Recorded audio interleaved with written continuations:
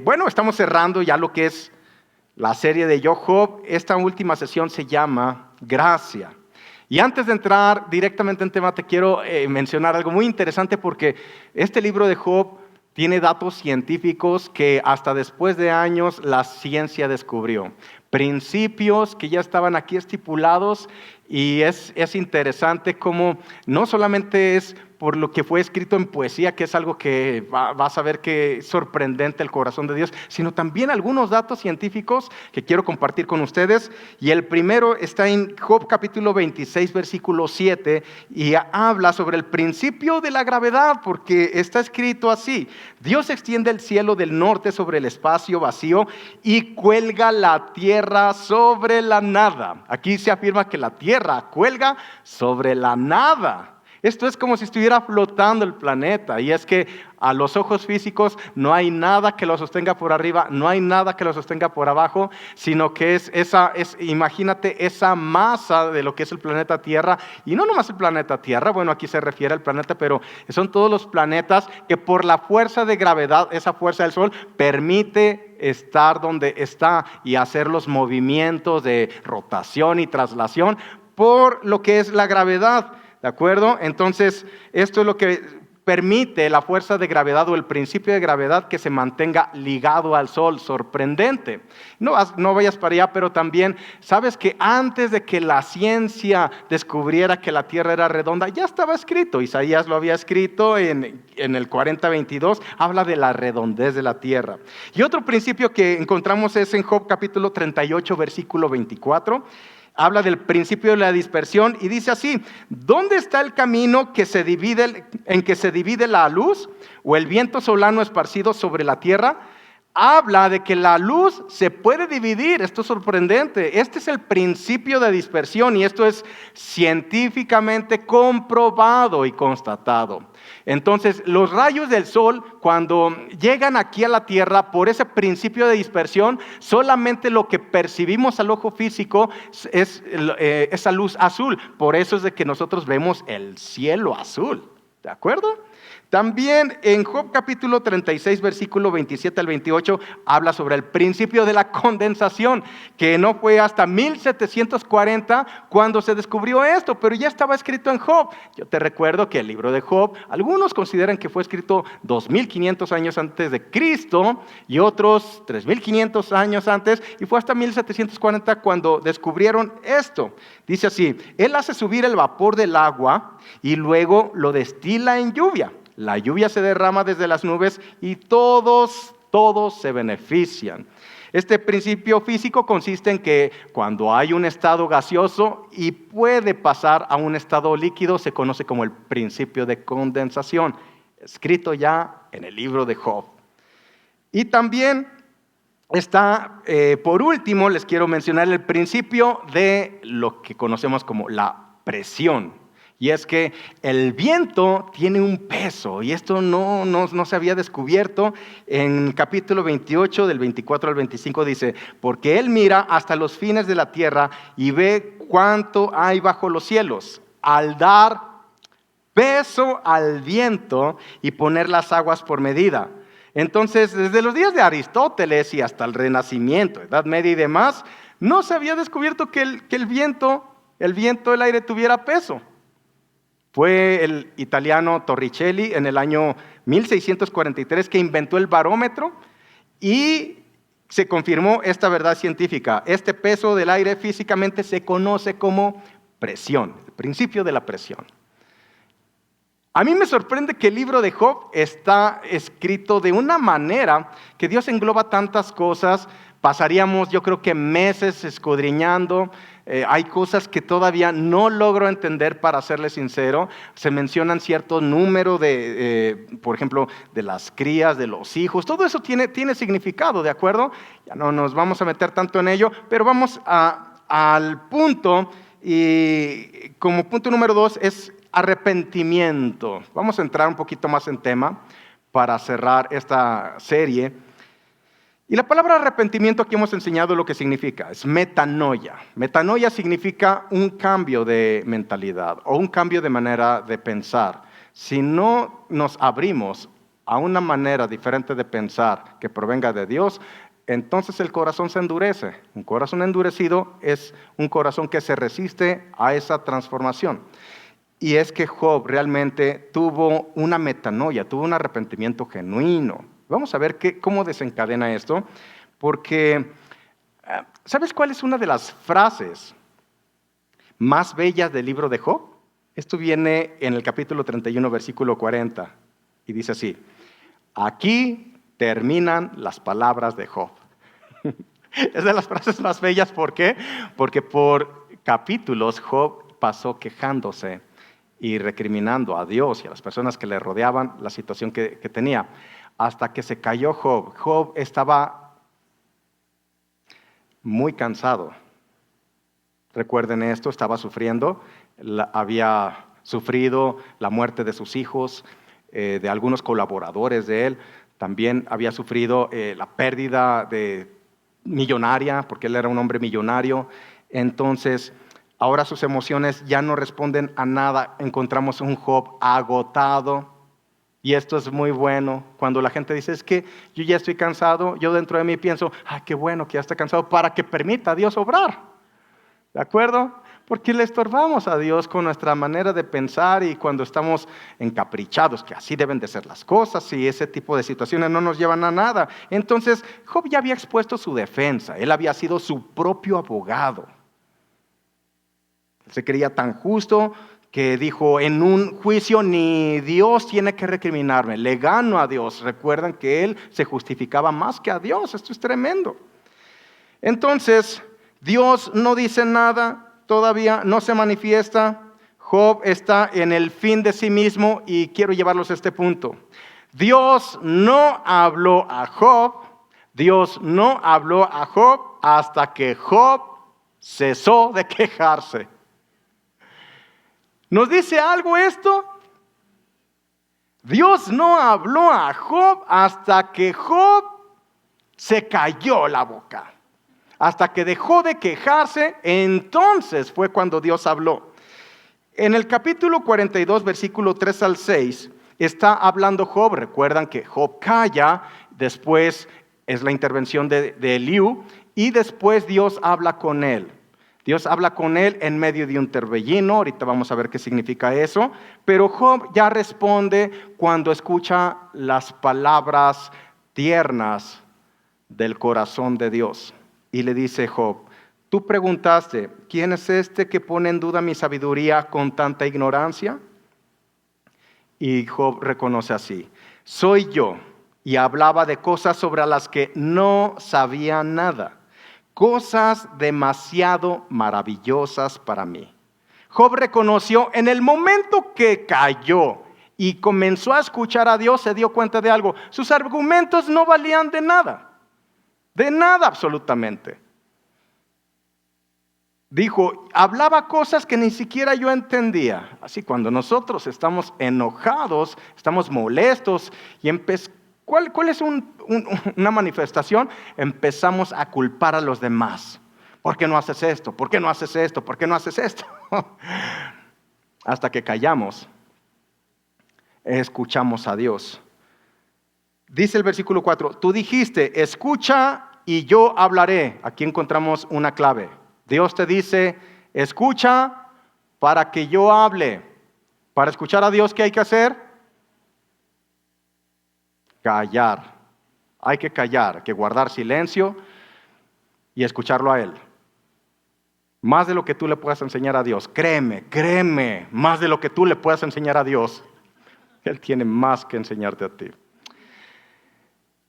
Hasta ahora solo había oído de ti, dijo Job, pero ahora te he visto con mis propios ojos. Me retracto de todo lo que dije y me siento en polvo y ceniza en señal de arrepentimiento. Anteriormente, cuando una persona estaba en duelo, lo que hacía es ponía ceniza y se ponía también unas telas ásperas como si fueran costales de papa en señal de duelo, ¿de acuerdo? Entonces, Dios había hablado a Job en medio de un torbellino. ¿Qué significa esto?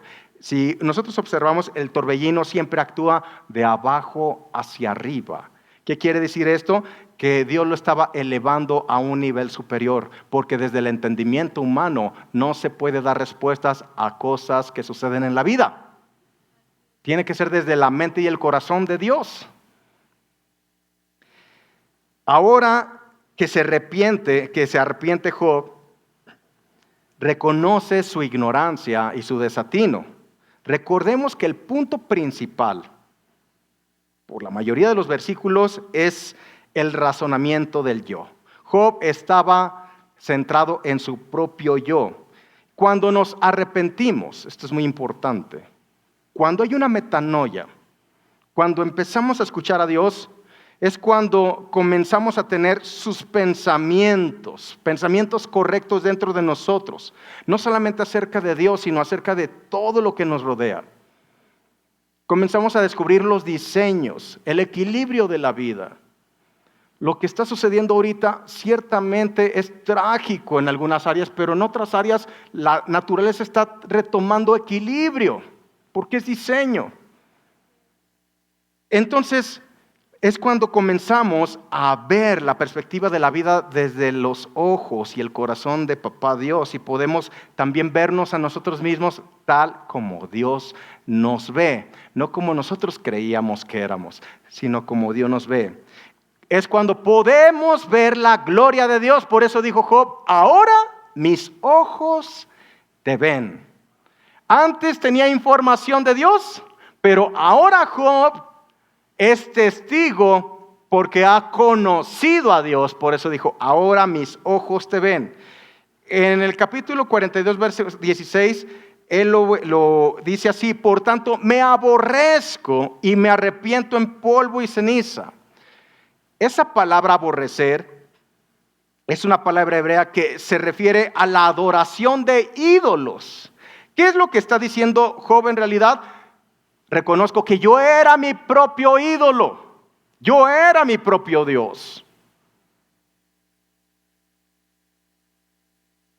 El leviatán que estaba en él, esa soberbia en la cual él tenía su fuerza del mismo, su seguridad en sí mismo, su sabiduría de él, no le permitía realmente experimentar a Dios en su vida. Él era su propio ídolo. Es como decir, yo me adoraba. Es como si se mantuviera en un espejo vanidoso y diciendo, wow, qué guapo estoy, Dios mío. Dios mío no, porque no creía en él todavía, ¿verdad? Pero él se sentía justo, recto, íntegro, sin tacha, sin mancha, apartado del mal, y pensaba que por eso estaba bien. Y ese era Job.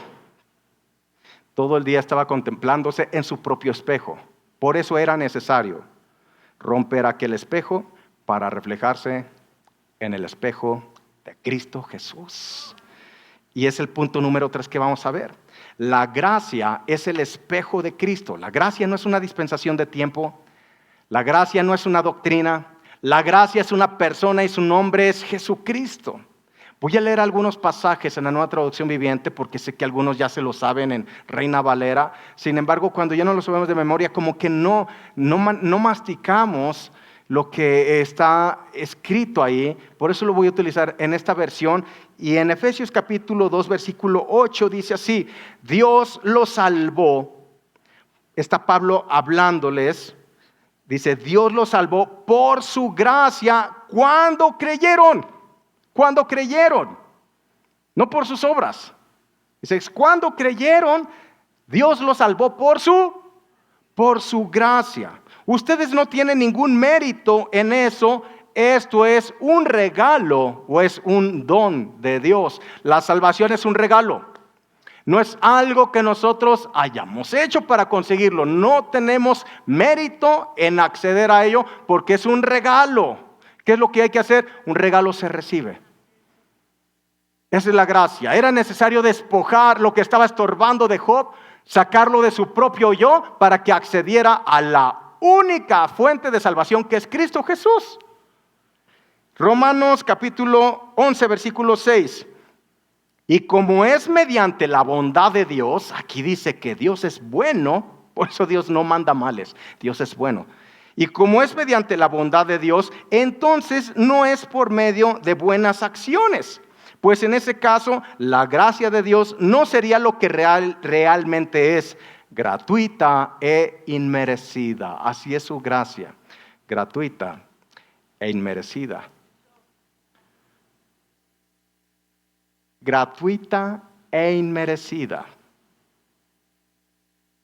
Romanos capítulo 3, versículo 24. Sin embargo, en su gracia, Dios gratuitamente nos hace justos a sus ojos por medio de Cristo Jesús. Siempre va a haber un intermediario en la gracia que es Cristo Jesús.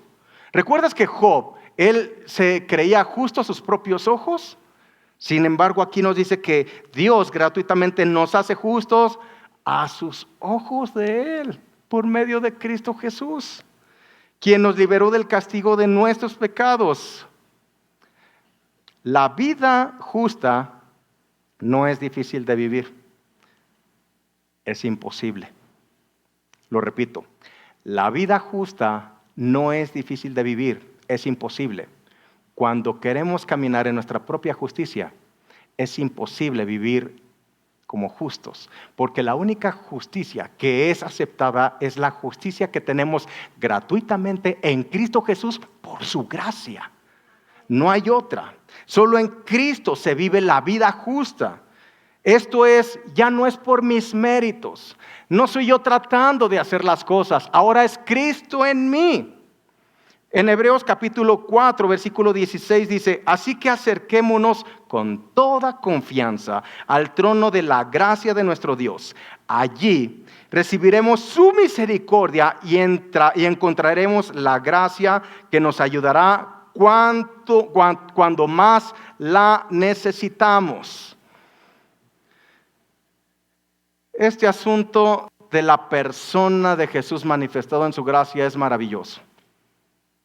Pablo decía, ya no vivo yo, Cristo vive en mí. ¿Qué quiere decir? Pablo habla de que lo que él era ya no existe más, él ya ha muerto. Quiero decirte que tú en Cristo no vas a cambiar.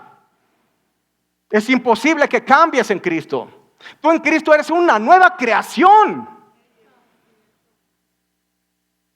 Esa vieja naturaleza, Pablo lo dijo, estoy crucificado juntamente con Cristo. Esto es, morí a lo que yo era. Yo ya no soy la persona que pensaba que era, ahora soy la persona que Dios dice que yo soy.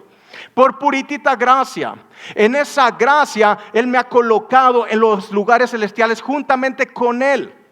Ahora tengo la misma posición y Dios me ama tanto a mí y a ti a la misma medida que a Cristo Jesús.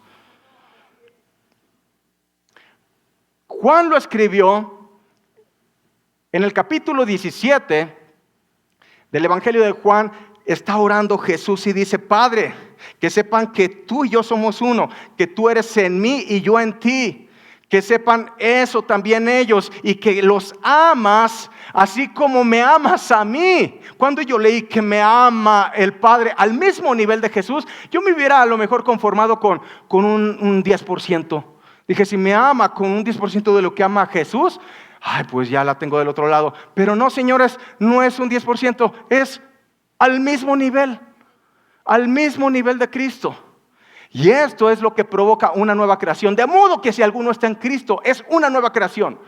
Por eso no estamos hablando de un cambio. Estamos hablando de una nueva creación, experimentando el ADN que está por su puritita gracia en nosotros. Por lo tanto, mientras yo me quiera seguir esforzando en mis propios méritos, voy a tener el mismo problema de Job.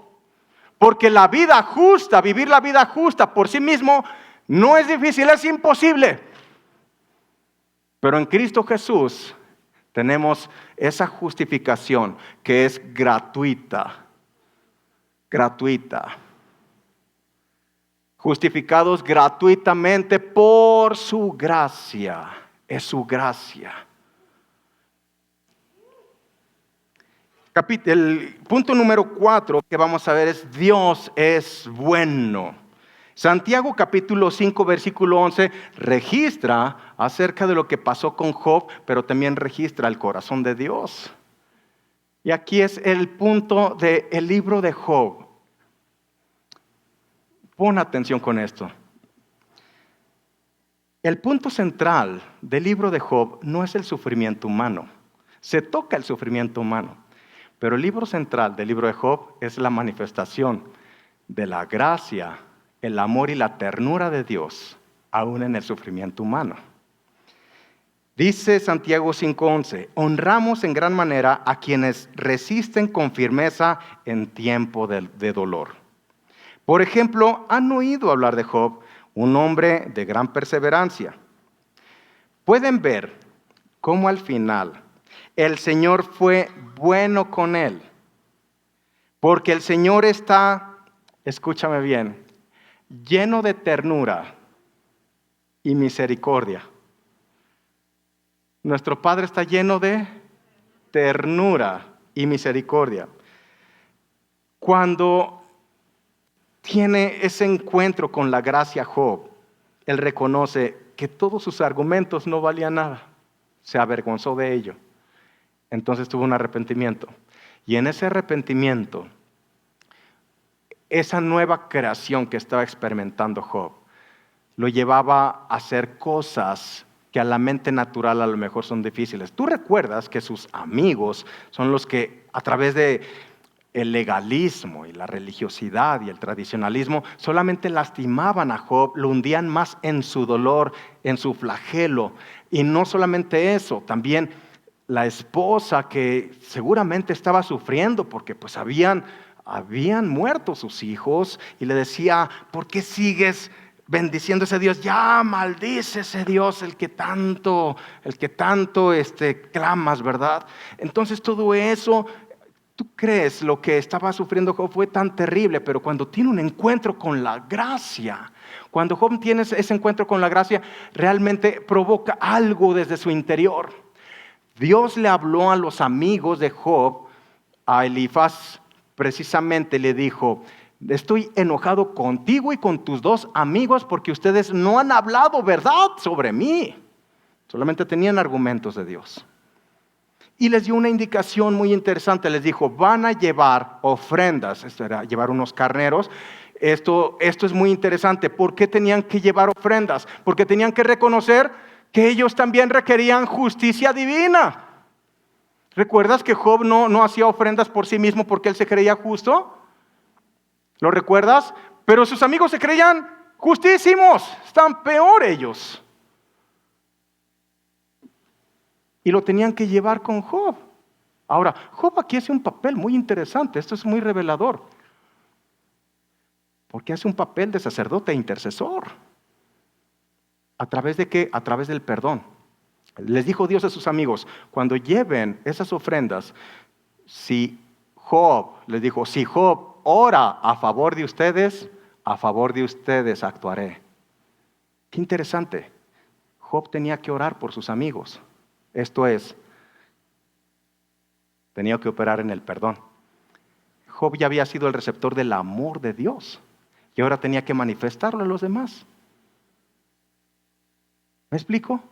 Solamente eso se puede hacer en una nueva creación. Cuando te quitas aquellos estorbos de resentimiento y de culpa y todo ese tipo de cosas que no funcionan para nada y que es cuando permites que el amor de Dios permee en ti y aún aquellas personas que te han hecho daño, eres un intercesor para ellas. ¿Para qué? Para que la gracia llegue a ellos. Miren, la misericordia, para que me entiendan, misericordia es no recibir lo que merecíamos por castigo. Es misericordia. Pero gracia es recibir lo que no merecíamos. ¿De acuerdo? Mientras la misericordia queda centrada solamente en una persona, la gracia se manifiesta para con los demás. Por eso dice, de gracia recibiste, das de gracia. La gracia no es para que se manifieste solamente en tu vida, es para que la reflejes a los demás. Entonces, ¿qué es lo que sucedió? Job perdona a sus amigos y ora por ellos. En el capítulo 42, versículo 10 dice, cuando Job oró por sus amigos, el Señor le restauró su bienestar. Es más, el Señor le dio el doble de lo que antes tenía. Aún en sus esfuerzos, Job, en toda esa capacidad que Dios le había dado y que había hecho una gran fortuna y ese tipo de cosas, ahora la gracia es mucho más poderosa, le dio lo doble de lo que tenía. Así es como opera la gracia. Entiende, es el amor derramado en ti, es la gracia, y eso es sobre tus negocios, sobre tus finanzas, sobre tu familia, sobre tu descendencia, sobre todo lo que hagas cuando tú estás sostenido de la gracia que es en Cristo Jesús. Dice el 42, versículo 12 y 13. Así que el Señor bendijo a Job en la segunda mitad de su vida, aún más que al principio, pues ahora tenía 14,000 ovejas. Recuerdan que al principio tenía 7,000. Ahora tenía 14,000. 6,000 camellos, solamente tenía 3,000. 1,000 yuntas de bueyes, solamente tenía 500. Y 1,000 burras, solamente tenía 500 burras. Además dio a Job otros 7 hijos y 3 hijas. Y con esto termino. Punto número 5. Poesía. En la primera sesión yo les dije que parece el primer capítulo está escrito en prosa, pero luego empieza la poesía. Y también el último capítulo ya es algo de prosa, pero yo preguntaba, ¿por qué está escrito en poesía? Poesía es algo que se escribe manifestando lo que hay en el corazón de una persona hacia alguien más. Yo sé que los varones a veces somos así medios frívolos y ese tipo de cosas, pero las chicas, cuando se les escribe un poema, ellas saben que la persona está expresando lo que hay en su corazón para con ellas. ¿Me explico? Es una manera de manifestar ese amor. Ahora, ¿por qué fue escrito en poesía? En Efesios capítulo 2, versículo 10, dice, porque somos hechura suya, creados en Cristo Jesús para buenas obras, las cuales Dios preparó de antemano para que anduviésemos en ellas. La palabra hechura en griego es poema. De ahí viene poema. ¿Qué quiere decir? Aún en la mente natural, cuando se lee Job, siempre lo refieren al sufrimiento del hombre. Pero lo que Dios está manifestando a través de un poema es su ternura y su amor. Tú y yo somos el poema de Dios. Cuando se escribe un poema, es por una inspiración. Cuando Dios creó todas las cosas y formó al hombre, el hombre fue formado ya cuando todo había sido creado, porque lo que inspiró a Dios para hacer todas las cosas fuiste tú y fui yo. Tú y yo somos la inspiración de Dios. Somos el poema de Dios. En la Nueva Traducción Viviente lo dice así: pues somos la obra maestra de Dios. Él nos creó de nuevo en Cristo Jesús, a fin de que hagamos las cosas buenas que preparó para nosotros tiempo atrás. Dios está escribiendo su poema para que seamos su obra maestra. En un principio, Job